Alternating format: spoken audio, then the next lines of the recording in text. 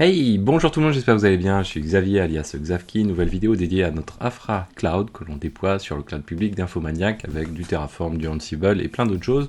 On poursuit sur l'utilisation de Trafic et pendant que j'y pense, n'hésitez pas à aller voir la playlist dédiée à Trafic sur la chaîne. Il y a une playlist qui est vraiment dédiée à ça. Je pense qu'il y a 20-25 vidéos à peu près dédiées vraiment pas à pas pour progresser sur Trafic, comprendre le principe de configuration, l'utiliser avec Docker, sans Docker, génération de TLS ou auto-signé.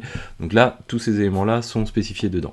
Alors nous aujourd'hui, donc on poursuit avec Trafic et ce qu'on va faire, c'est qu'on va partir, on va se dire, on va le faire en deux étapes. La première étape, ça va être pour les personnes qui veulent pas s'acheter de nom de domaine spécifiquement, et la deuxième étape, c'est pour les personnes qui veulent ou qui pourront s'acheter un nom de domaine pour pouvoir continuer la playlist en utilisant ce nom de domaine. Vous avez le choix entre les deux.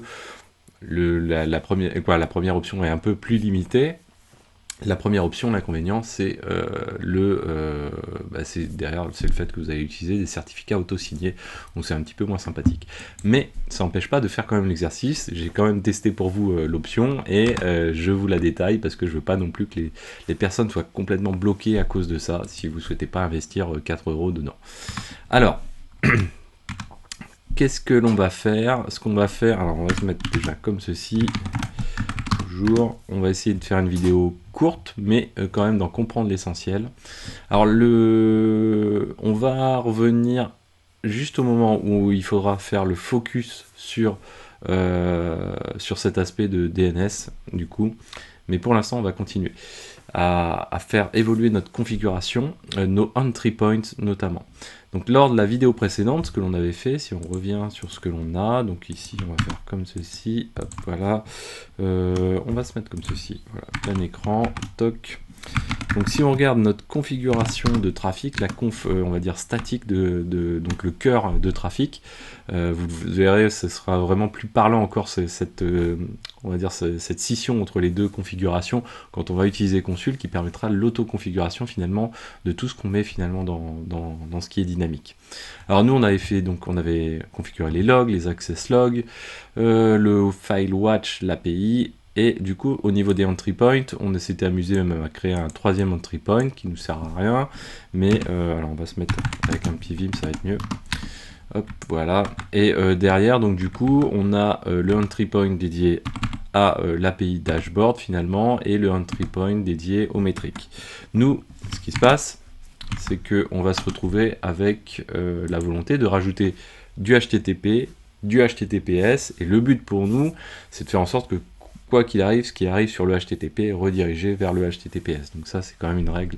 Alors, je ne vais pas dire que c'est une règle, mais c'est quand même quelque chose qui est un petit peu élémentaire à savoir faire avec un reverse proxy, peu importe lequel.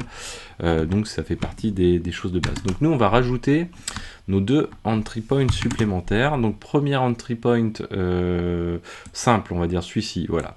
Le entry point qu'on nomme HTTPS, vous pouvez le nommer TLS, hein, ça change rien. Tout ce qui est .https ici, c'est vraiment un nom que nous on a choisi, donc il faut que ce soit parlant, c'est pour ça qu'il se nomme HTTPS. On mentionne son adresse, donc le port en l'occurrence sur lequel on écoute, on pourrait spécifier que c'est sur l'IP public potentiellement. Là on est sur le port 443, quoique ouais, sur l'IP public ce serait pas le bon plan. Mais et ensuite on va définir éventuellement des paramètres spécifiques à ce entry point HTTPS. Et là en l'occurrence on va configurer le HTTP2 par exemple. C'est un exemple. On va dire que voilà le maximum stream donc de la concurrence maximum au niveau qui est possible pour HTTP2 c'est 250. Et derrière du coup on a aussi le bloc dédié au HTTP, donc on retrouve ici toute cette partie-là. Hein. Et dans cette partie, du coup, on crée un entry point qu'on le nomme HTTP, voilà, très original, sur l'adresse 80, assez logiquement. Et derrière, on va faire une redirection. Donc du coup, vous voyez qu'on a même sauté un niveau de configuration, ça pose pas de souci, on a rebondi d'une clé, et on dit que le entry point HTTP, pour tout ce qui est HTTP, on va imposer une redirection. Et on va lui dire que le entry point de la redirection, donc là vous voyez, hein, c'est juste on rajoute à chaque fois des clés supplémentaires, bah, ce entry point finalement, on dit qu'il va aller vers le entry point qui se nomme HTTPS, et le schéma de la redirection va être HTTPS. Donc, quand le client va arriver, il va être en HTTP, on force sa redirection vers le port, le entry point HTTPS, tout en changeant le shell, en le passant et en le forçant en HTTPS. Donc ça, c'est quelque chose qui est important à avoir en tête, et c'est une des choses importantes de la vidéo d'aujourd'hui. Deuxième élément qui est important, c'est que nous, on va vouloir faire des certificats. Et donc, comme je vous l'ai déjà mentionné dans la vidéo d'introduction, Traffic est en mesure de générer des certificats, soit des certificats auto-signés, soit de permettre également la mise au point de certificats et de réaliser ce qu'on appelle le challenge, les challenges même, pour la génération de certificats avec Let's Encrypt. Donc là, en l'occurrence, on va utiliser, nous, ACME, qui est un protocole finalement de validation, et nous, on va utiliser le challenge de type HTTP. Donc ça, Traffic va le faire très très bien. On pourrait faire du DNS, on pourrait utiliser un provider de DNS et passer nos credentials, et lui irait éditer directement ce qu'il a besoin de faire. Alors qu'est-ce qu'on lui passe? Nous, vous voyez, on crée un certificate resolver. C'est une sorte d'objet finalement, avec des caractéristiques, avec un nom. Donc nous, on le nomme test. Vous voyez, par exemple, j'ai fait exprès de mettre un nom qui veut rien dire, en tout cas qui est sorti du contexte. Et on va dire que ce certificate resolver, nous, on utilise donc le fameux protocole ACME. Et derrière, donc du coup, on a besoin de lui passer des paramètres à cet élément-là. Alors, vous pouvez aller voir les documentations, il y a plein de choses qu'on peut faire différemment, hein. Nous, on va lui passer un email. En l'occurrence, celui-ci n'existe pas, mais c'est pas un souci. Le serveur avec lequel on va échanger pour les certificats, donc nous, ça va être ACME. Et attention, attention. Utilisez, avant toute chose, pour pouvoir valider les choses, utilisez plutôt on va dire le serveur de staging de ACME plutôt que le serveur de production. Pourquoi? Parce que tout simplement vous êtes limité sur le serveur de production à un nombre de challenges à réaliser pour les noms de domaine en question. Et donc derrière, si vous vous trouvez dans le cas de figure où vous faites des erreurs de configuration mais le challenge s'initie quand même, ce qui va se passer, c'est qu'au bout d'un moment vous n'allez pas pouvoir renouveler générer votre certificat. Et vous allez devoir attendre, en fait, je crois que c'est quelque chose comme quasiment 48 heures, donc c'est pas très agréable d'attendre. Donc pour faire ça, pour pallier à ça, ou en tout cas pour faciliter la vie, ACME met à disposition, vous voyez, une URL de staging, ACME Staging V02, et donc il vaut mieux utiliser celle-ci, au moins pour valider les choses, et il vaut mieux l'utiliser surtout dans notre cas de figure où on va utiliser un DNS qui va être temporaire, en tout cas dans un premier temps, et puis ensuite on va voir. Donc là, ensuite, il y a son mode de stockage de certificats. Donc là, c'est Traffic qui va gérer tout ça, hein. Nous, on va dire qu'on le met dans le fichier qui s'appelle acme.json, la clé, le type de clé qui va être utilisé. Et puis ensuite, du coup, on va définir le challenge que l'on souhaite utiliser et par quel entry point on va réaliser ce challenge. Nous, en l'occurrence, le challenge, il faut le faire en HTTP puisqu'on n'a pas d'HTTPS tant qu'on n'a pas les certificats qui sont validés. Donc du coup, on va le faire sur le entry point HTTP. Donc ça, on est pas mal, on est pas mal avec ça. Ensuite, une fois qu'on a fait ça, du coup, vient la partie dynamique et la reconfiguration des routeurs en question. Alors nous, notre objectif, ça va être de faire quoi? Ça va être de diriger les flux rentrants d'un certain DNS vers notre Grafana. Pour l'instant, c'est le Grafana qu'on vise. On va voir, hein, avec Consul et tout, on va pouvoir faire quelque chose de plus élaboré. Donc là, on va reprendre ce bloc-là. On va créer un nouveau routeur, en fait. Grafana, ça va être ensuite le service. Hein, c'est ce qui est vraiment back-end, qui arrive en bout de course. Là, pour l'instant, on est au routeur, donc cette étape intermédiaire. Et ce qu'on va faire dans ce routeur, voilà, on va se mettre... je suis reparti sur le même, non, sur le dynamique, du coup. Et donc là, on va créer un routeur supplémentaire qu'on va placer ici. On vérifie qu'on a bien la bonne indentation. Et ce routeur, il est là. Qu'est-ce qu'on va faire avec? Hop, on se met comme ceci. Voilà, je vais mettre comme ceci. Donc ce routeur, on va lui donner un petit nom. En l'occurrence, moi, le service qui est derrière, je vais l'appeler MyService. Le routeur, je peux aussi l'appeler MyService. Comme ça, c'est assez parlant. Alors après, MyService, c'est pas un truc à utiliser en production non plus, hein. Mais on va l'appeler ce routeur MyService. Et on va lui appliquer nos rules. Alors, deux cas de figure. Premier cas de figure, celui qu'on va faire maintenant, c'est pour les personnes qui ne veulent pas acheter de DNS, tout simplement. Eh bien, ce qu'on va faire, c'est qu'on va utiliser un outil qui s'appelle nip.io. C'est un site. Alors, attention, méfiance.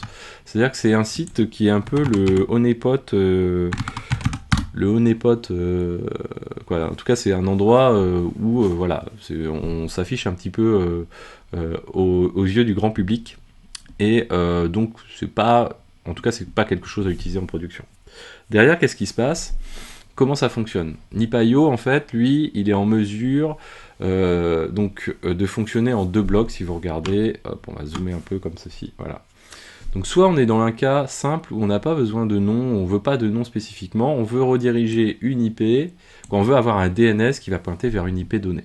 En l'occurrence, moi, si on regarde ici, alors pas ici, si on regarde au niveau des instances, hop, si je prends mon trafic, son IP c'est 195.15.197.200. Pour le moment, on n'a pas encore fixé les IP. Donc là, si je veux un DNS, ce que je peux faire, c'est passer le 195.15.197.200.nip.io. Alors avec des tirets, on ne met pas les points, parce qu'on est sur un DNS. Et on pourrait mettre des points, mais ça ferait plein de sous-domaines, ce serait pas génial. Et du coup, lui, par défaut, il va en déduire à partir du pattern qui est ici, il va en déduire l'IP vers lequel il va devoir pointer. Donc le fait de passer ici le sous-domaine, celui-ci, fait que lui, directement, il va dire « Ok, ce DNS-là va pointer vers ça. » Et du coup, ça va nous permettre d'avoir un point d'accès avec un DNS, quoi, en fait. Ensuite, il y a d'autres manières de le faire. Ce qu'on peut faire, c'est faire, si on a besoin, si on a une IP, ça va être notre cas de figure, si on a une IP et qu'on souhaite avoir un sous-domaine dédié pour une interface en particulier, par exemple Grafana, bah là, ce qu'on peut faire, nous, c'est utiliser ce format-là, dire app.notre IP, alors vous voyez qu'il y a des .nip.io, ou sinon on peut mettre ici app, et puis le même principe finalement. Donc il y a vraiment différentes méthodes de le faire qui sont fournies et qui sont, du coup, on va passer par nip.io, quoi qu'il arrive. Donc du coup, c'est à chacun de faire un petit peu son choix. Nous, ce qu'on va faire, c'est qu'on va prendre, je sais pas, alors j'ai pas testé celle-ci. Moi, j'avais testé celle-ci. On va partir sur ce modèle-là, de toute façon. Alors du coup, hop. Donc du coup, ça va nous permettre d'avoir un DNS, et ce qui va nous permettre de faire un challenge finalement avec Acme, sans trop de difficultés. Donc nous, ce qu'on va mettre, Grafana, comme ceci, et on est, alors, j'ai une mémoire de Dory, je sais pas si vous connaissez le dessin animé, mais c'est à peu près ça, moi. Hop, voilà, ici, toc. Alors, on n'oublie pas de changer les tirets, ou sinon, il faut mettre des points partout, hein. C'est le principe. Donc nous, on est comme ceci. Hop, voilà. Et on est bien, toc, toc, toc. Ouais. Donc avec ça, on est pas mal. Donc là, du coup, ce qu'on dit avec cette règle-là, c'est que ce routeur-là, quand il est utilisé quand la roule d'arrivée, le host, donc le header host, donc le DNS finalement, avec lequel on arrive, contient Grafana 195.15.197.200.nip.io. Donc là, ça va passer par ce routeur-là, qui va répondre qui va utiliser les entry points HTTP et HTTPS. Et derrière, il va pointer vers un service en question, qui va être le myservice le provider en question. Là, notre provider, nous, c'est le provider file, c'est-à-dire l'endroit où on est situé, puisqu'on a dit que le provider file, donc si on remonte au niveau au-dessus, hop, ici, on a dit que le provider file, vous voyez, c'est directory /etc traffic, donc du coup, il prend tous les fichiers qui sont dans ce répertoire-là. Donc là, du coup, on a fait ça avec ça, et après, on peut appliquer toujours notre fameux middleware, vous vous souvenez, avec le login password du passwd. Et puis, après, bah, nous, le but, c'est d'avoir du TLS, finalement. Donc, du coup, on va dire que pour ce routeur-là, qui se nomme MyService, on veut du TLS. Et pour faire fonctionner le TLS, ce qu'on va faire, c'est qu'on va appeler le resolver qu'on a défini plus haut, et on va utiliser ce resolver-là, on pourrait en avoir plusieurs, pour fournir le TLS de ce service spécifiquement. Donc ça, c'est une première chose. L'autre élément à faire, du coup, maintenant, c'est de déclarer un service. Hop, là, je suis quoi? Ça, on l'a fait. Ça... Alors, ce qu'on peut faire aussi également, c'est forcer encore une fois supplémentaire le redirect. Ça, on le fera peut-être plus tard. Et puis, éventuellement, avoir un secure header. Ça, on va se les noter quand même à côté, mais c'est pas l'essentiel, on va dire, de la vidéo d'aujourd'hui. Donc du coup, on va rajouter des middleware ici. Donc nous, bien sûr, on va pas utiliser le hello IP puisqu'on va venir par l'interface publique, hein, bien sûr. On va faire du HTTPS, true, et puis on va faire des secure headers, donc on va pouvoir tuner un petit peu, en tout cas la sécurité au niveau des headers grâce à un middleware qu'on appelle secure headers, qui nous permet de définir des headers en particulier. Donc ça, on l'enregistre, et donc du coup, comme je vous disais, il nous faut maintenant un service qui va pointer vers le Grafana. Donc là, comment on déclare un service? On va le déclarer de cette manière-ci. Voilà, à chaque fois j'enregistre et je referme, mais je n'ai pas besoin. Donc là, on va dire HTTP Services. Donc vous voyez, hein, là, on sort du cadre classique ici. Hein. HTTP Services, et on dit que HTTP Services prend la valeur, donc du coup, My Service, Load Balancer, et dedans, du coup, on va prendre, là j'ai un espace qui doit me manquer, je pense. Hop, normalement on devrait être plutôt comme ça, puisqu'on est en HTTP Services. Hop, voilà. Je pense qu'on doit être plutôt comme ça, je vérifie, voilà.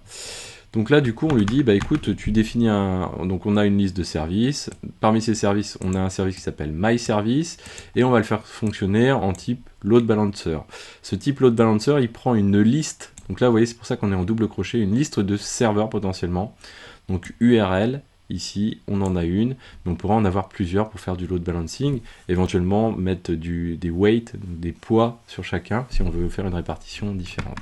Et puis enfin, on a la possibilité, alors je suis repassé comme ceci, voilà, de spécifier éventuellement les configurations par défaut du TLS. On peut même avoir différentes configurations possibles, hein, et les utiliser chacune en tant que de besoin. Mais là, on met les options par défaut de notre TLS. Donc ça, on enregistre.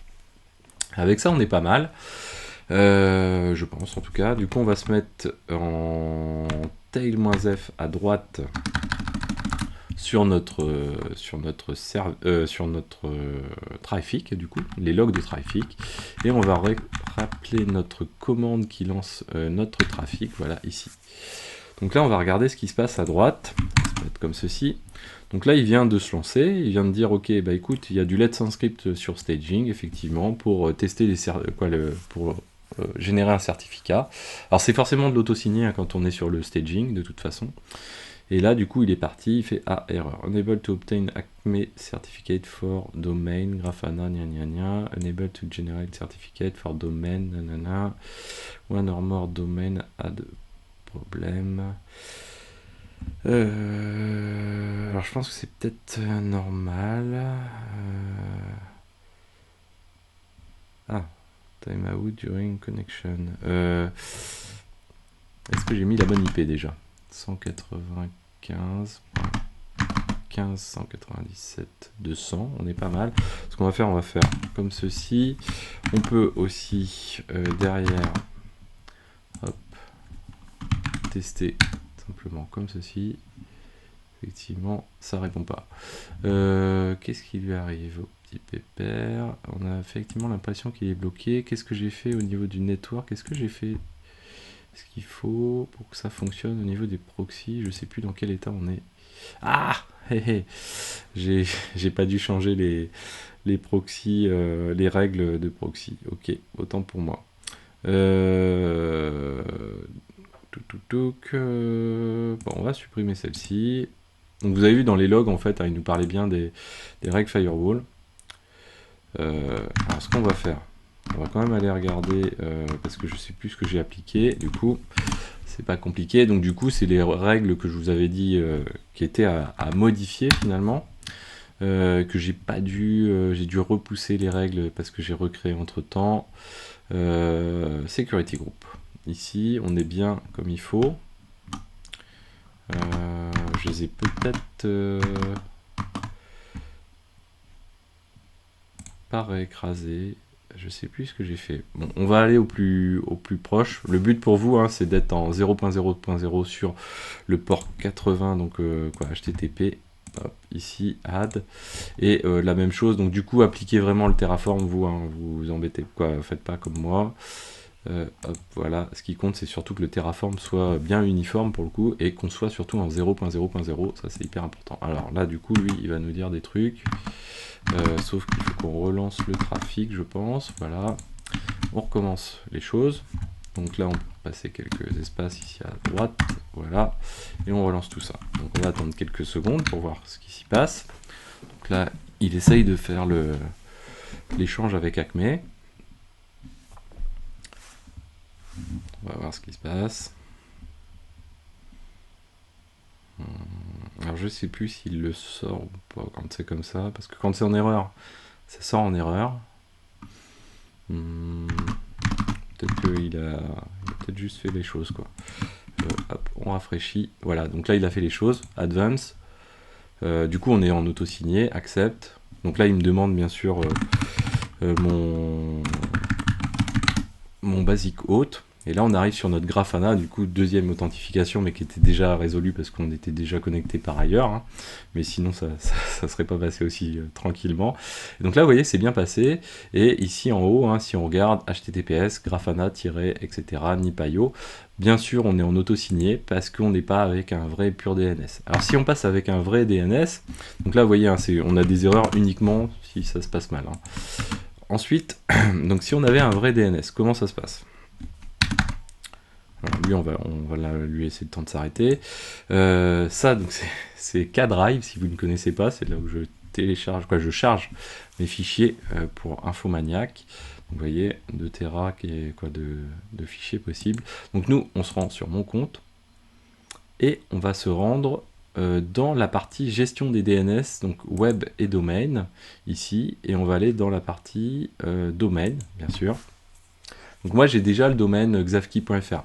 Vous pouvez vous amuser, hein, si vous voulez, ne serait-ce que regarder les tarifs, hein, vous pouvez commander ici un domaine. Et il y en a, j'ai regardé l'autre jour exprès parce que je me suis dit combien, si je pousse les gens à acheter, combien ça coûte, quoi. C'est assez variable, hein, bien sûr, mais si vous regardez, je sais pas si on veut appeler un truc, en même temps j'ai pas trop d'idées, mais Xavki Search, donc là il va nous sortir je pense tous les noms de domaines qui sont dispo. Voilà, vous voyez, online par exemple c'est 4,50 pour un an au lieu de 42, bon ça va dépendre des promos aussi. Store, Dev par exemple à 15 €, c'est un peu plus cher. 3,48 là, vous voyez, Shop, bon c'est pas très fun non plus. Art non plus. Point site, vous voyez, à 3,59 pour un an. C'est pas fou, hein. Ceux qui veulent du point tech à 7,19, attention, hein, parce que ça c'est avant remise, donc ça veut dire que l'année prochaine, certainement, vous passez au prix plein, hein, donc faites attention si vous voulez vous lancer là-dessus, quoi. Voilà. Donc, ça coûte pas très cher, après c'est le temps d'une démo, hein, quoi, d'une démo, de nos tests, hein, finalement. Après, si vous voulez continuer, bah voilà, faites attention, pas vous embarquer sur des noms de domaine qui vont vous coûter cher à la longue. Quoi, en tout cas, perso, voilà, c'est comme ça que je le fais habituellement. Domaine. Du coup, donc nous, on va gérer le domaine. Une fois qu'on l'a, on peut le gérer. Alors, on peut reporter le domaine sur la partie cloud public. Donc, parce que ici, on a aussi la gestion de DNS ici. Donc là, si on veut gérer notre DNS ici, ça permet de le gérer notamment avec Terraform, par exemple, ou par la ligne de commande dédié OpenStack, quoi, en fait. Mais pour ça, ce qu'il faut faire, c'est faire une redirection, un changement des serveurs DNS, quoi, finalement. Donc, comment on appelle ça? J'ai pu retrouver le nom, mais enfin, un déplacement de la zone, hein, finalement, vers le DNS, finalement, qui est celui-ci. Et donc, derrière, ça veut dire que ici, bah, il va falloir passer des NS qui vont être, des NS qui vont être ceci, quoi, et pas et plus ceci. Alors derrière, donc nous, ce qu'on veut faire, c'est rajouter un petit nom de domaine ici. Donc ce qu'on va faire, on va se rendre ici à droite, modifier la zone, voilà. Alors on peut la modifier en texte. Bien sûr, il vaut mieux plutôt éviter quand on a un DNS de la modifier en texte. Et on va ajouter un enregistrement, donc on va faire du A simple, et suivant, et du coup j'ai déjà oublié l'IP en question. Donc on va reprendre notre IP ici, hop, on va retrouver celle-ci, toc, Voilà, hop. Donc nous, la cible, ça va être typé, bien sûr. Alors, j'ai pas d'espace, surtout, voilà. Et derrière, nous, on va l'appeler G pour Grafana xavki.fr. Tout simplement parce que j'ai déjà un autre Grafana xavki.fr qui tourne ailleurs. Et du coup, on va mettre un temps de rafraîchissement assez court. Comme on fait des tests, c'est plutôt pas mal pour nous. Et on va enregistrer. Voilà. Donc derrière, on va faire un dig un dig ou ce que vous voulez. Hein. cd hop, dig g.xavki.fr. Alors pour l'instant, il n'est pas encore reconnu. Normalement, ça peut aller assez vite. Ce qu'on peut faire, c'est créer peut-être un autre DNS, parce que j'ai déjà eu testé le g.xavki.fr. J'aurais peut-être dû le laisser, ça aurait pas été non plus une grande idée. Alors on va juste vérifier qu'il est bien chargé. Ouais, il est là, gxavki.fr, et il pointe vers ça. Vous voyez, j'ai d'autres domaines que j'ai utilisés. Alors, on n'est toujours pas à jour. Ce qu'on peut faire, c'est le checker au niveau du serveur lui-même. Vous voyez, donc là, ça a l'air... non, ça répond pas encore. On sait que ça pointe vers Infomaniac. Oui, parce que c'est xavki.fr. Mais on ne sait pas encore l'IP en question. Ce que je peux faire, c'est en créer un autre. Parce que, comme je l'ai déjà utilisé avec les caches, on risque d'être embêté. Alors, on va se le refaire. Hop, non, pas de bol. Alors, on va reprendre une IP supplémentaire. Comment je vais l'appeler? Gras, par exemple. Tac, tac, tac, tac. On va dire toujours une durée assez courte. Si vous avez ok, enregistrer. Voilà. Ok, du coup lui on peut le checker, toujours pas. Et si on prend gras, il va falloir quelques secondes pour que ça se mette à jour. Ce qu'on va faire, on va faire une pause, le temps que ça se mette à jour, et puis on va reprendre. Alors, j'ai un petit peu triché, on va reprendre au cours où on en était. Pour tricher un petit peu, qu'est-ce qui se passe? Donc du coup, j'ai un DNS qui met du temps à se mettre à jour, comme vous l'avez vu déjà. Donc si je fais un... Alors là, j'ai changé, mais si je fais un dig, on va faire comme ceci. Si jamais vous rencontrez le souci, voilà, on va faire un dig vim, un sudo vim /etc host. Je vais les commenter ce que j'ai mis en place. Hop. Voilà, donc là j'ai triché un petit peu, que je vous explique ce qui s'est passé, ce qui se passe plutôt. Donc si je fais un dig de g.xavki.fr, j'ai pas encore le DNS qui apparaît là. Donc là on peut se dire, ah, j'ai peut-être un problème. Donc première chose à faire, c'est de vérifier et de taper sur un DNS spécifique. En l'occurrence, déjà première chose, le DNS de Infomaniac. Donc le DNS de Infomaniac, on en prend un de ceux-là, un serveur DNS, vous voyez. Je vais le positionner et je vais regarder là. Lui il répond bien, il n'y a pas de souci. Et il tape sur la bonne IP. Donc là ensuite ce que je peux faire, c'est me dire, tiens, je vais tester par exemple le DNS de Google, voir si lui est à jour. Lui est bien à jour. Très bien. Ensuite, je peux prendre le DNS de Cloudflare. Lui est bien à jour également. Donc là, on peut se dire, globalement, il y a quand même beaucoup de DNS qui sont à jour sur mon entrée g.xavki.fr. Donc globalement, il y a des chances que le challenge Let's Encrypt fonctionne. Sauf que moi, ça va pas me résoudre mon problème de comment je fais pour y accéder localement. C'est-à-dire que si je fais ça, en l'occurrence, si je dis ok, le DNS fonctionne ici, donc ce que je vais faire, c'est que je vais mettre changer ma ligne. Hein. Donc avant, elle était comme ceci. Du coup, là, je dis ok, ma nouvelle règle c'est celle-ci, g.xavki.fr. On tape toujours sur le Let's Encrypt de staging. Surtout là, vaut mieux le faire parce que sinon on risque d'essayer trop de fois. Et là, du coup, à droite, vous voyez, il n'y a pas l'air d'y avoir de message d'erreur, ça se passe plutôt pas mal. Donc là, ce que je peux faire maintenant, c'est aller dans mon terminal, g.xavki.fr. Le problème, J'ai toujours pas de résolution au niveau local, j'ai certainement mon cache. Alors système, je l'ai flushé, ça change pas grand chose. Donc, c'est pas le cache du navigateur spécifiquement, puisque vous voyez qu'ici, quand on le teste ici, ça ne répond toujours pas. Donc là, la solution, c'est de se dire, bah, finalement, tout est bien côté serveur. Moi, j'ai juste mon client à changer, donc je vais faire un vim pour aller éditer /etc host, et je vais je vais gagner du temps en bypassant les choses comme ceci. Et on va relancer ici, hop, voilà. Donc là, il nous demande de nous connecter, on va dire OK. Voilà, et là, on arrive bien dessus, donc pas de souci. On arrive sur notre Grafana. Donc là, maintenant, ce qu'on peut se dire, bah OK, moi, ce que je veux, c'est pas d'auto-signer, je veux du certificat classique. Donc, hop, on va retourner faire notre édition. Et cette fois-ci, on va aller éditer la conf de notre résolveur. Cette fois-ci, on va plus taper sur le résolveur de staging ici. On va juste en garder une copie et on va aller se mettre directement sur la production de Acme finalement comme ceci et on va voir si ça fonctionne. Donc on va laisser ici à droite nos éléments. Donc là il est en train de faire est-ce qu'il tape au bon endroit? Oui, il a l'air de taper au bon endroit. Donc là, il est en train d'essayer de récupérer le certificat. Alors, il a peut-être déjà même fait. Hein. Et là, on va pouvoir rafraîchir, voir un peu ce qui s'y passe. Alors, on est encore sur l'auto-signé, on dirait, mais parce que peut-être j'étais connecté. Ce qu'on va faire, c'est qu'on va faire comme ceci. On va prendre New. On va vérifier qu'on n'ait pas d'erreur hein, quand même. On n'a pas l'air d'avoir d'erreur.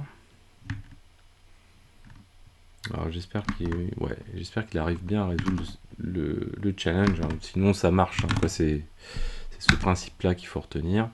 Xav qui signe, voilà. Alors on est toujours sur d'auto-signer.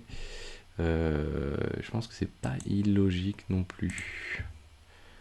Remove exception, on va faire, voilà. Voilà, là, il a changé. Clear cookie, CTS, on veut tout supprimer. Et ici, announce tracking procedure, report, protection setting standard. Il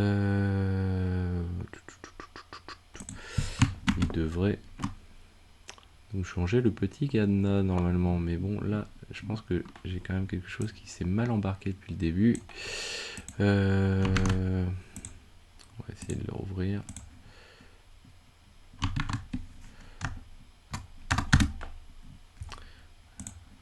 Je suis toujours avec le cadenas qui est pas bon. C'est dommage. Est-ce que... Non, on n'a pas eu d'erreur en plus là pour le coup. On n'a pas eu d'erreur. Je pense que là je joue de malchance en fait. Dommage pour moi. Je ne vois pas pourquoi ça plante. Dans tous les cas, normalement ça devrait fonctionner, puisque si on prend un autre exemple, HTTPS ou HTTP on va faire un Grafana, je sais plus, Grafanax, voilà, toc, si on prend celui-ci, vous voyez ici j'ai bien un certificat qui fonctionne, ça c'est l'autre site miroir on va dire, qui lui fonctionne bien, il n'y a pas de souci. De toute façon là on est en mode testing on va dire, puisqu'on va faire tout ça ensuite avec Ansible, avec Consul, donc on n'a pas fini, on n'est pas arrivé au bout des éléments. Là c'est dommage, fini sur ce petit cadenas là, bon c'est pas grave, tant pis. Effectivement, on est resté sur staging. Le bougre. Il n'a pas pris en compte la prod, mais pourtant je lui ai bien mis la prod, j'ai bien rechargé, j'ai pas fait de bêtises. Oui, et puis on avait bien la prod à côté. Ok. Vérifions.